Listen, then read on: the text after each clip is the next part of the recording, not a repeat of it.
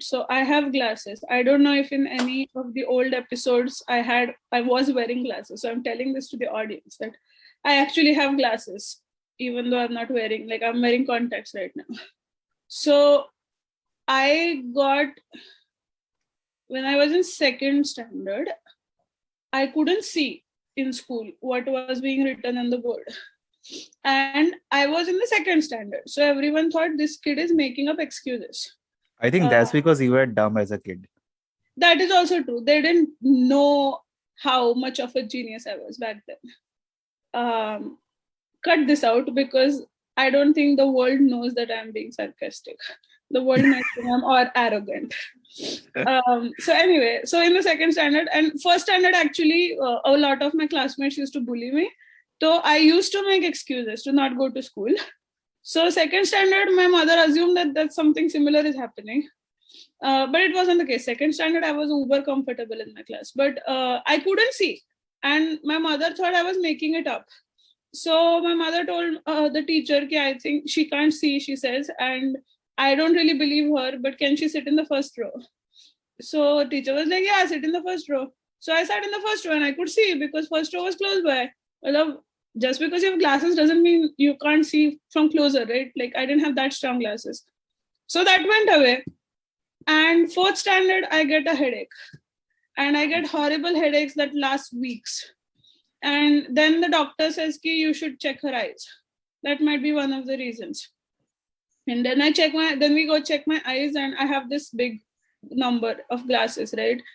And the doctor tells us that I have had it for a while. And it's only detected now. That's why you were not supposed to read Mrityunjay as a newborn. I wasn't a newborn. I was like 7. Anyway, that is also a misconception that reading gives you glasses. Also, how does it feel to be bullied in class by people you can't even see? I know, right? It's funny because I couldn't even like snitch on them because I was blind.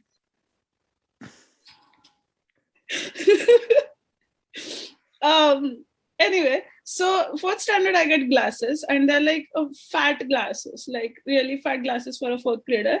And apparently this is a genetic thing. My mother's mother had very fat glasses, and she didn't read anything or anything. She was literate, but she wasn't like very into reading or anything. So it's nothing like that, because that's another thing Indian people love to do when you get glasses as a kid. Oh, you must be not eating vegetables and things like that. And it's just like, it makes no sense. Like for anyone who knows me, it makes no sense. I will just eat carrots for lunch and call it a day. That's just how I have been since I was a child. Anyway, so it was a genetic thing, and I got those glasses in the fourth grade, and it was fat glasses.